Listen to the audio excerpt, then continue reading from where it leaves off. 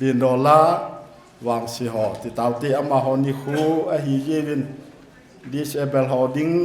ngin alung mi no wa wan gam nok dan sin na a thu pi dan chu la bol pa hin sang ka ti na hon hin nga yu bin lang na ko mul hon ga lung yu ta hin nga yu bin lang he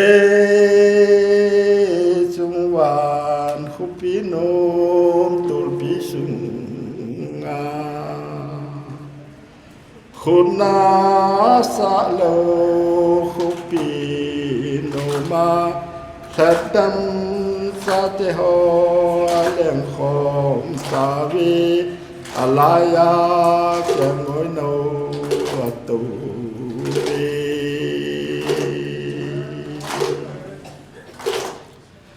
he sung wan khu pi tu la kim ve la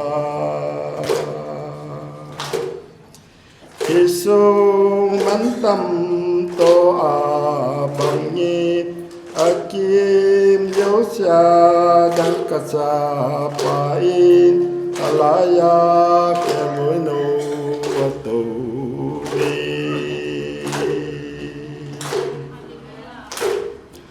he chung wan khu pi a li pi dung mo alang ko a hi thing ke in ana chu nan tin ya dan na a hi alaya ke ngoi no tu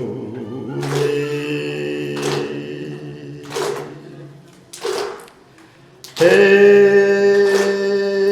sung wan khu pi no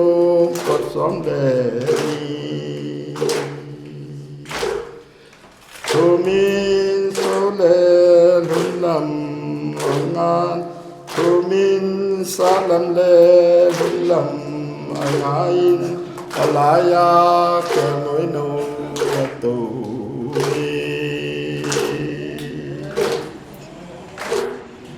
he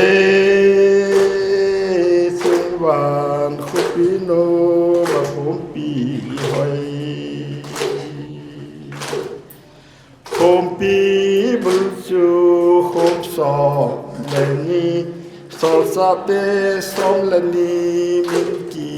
su le alaya ke ngoi no tu Và thiên đâu kia là sang ta hành lang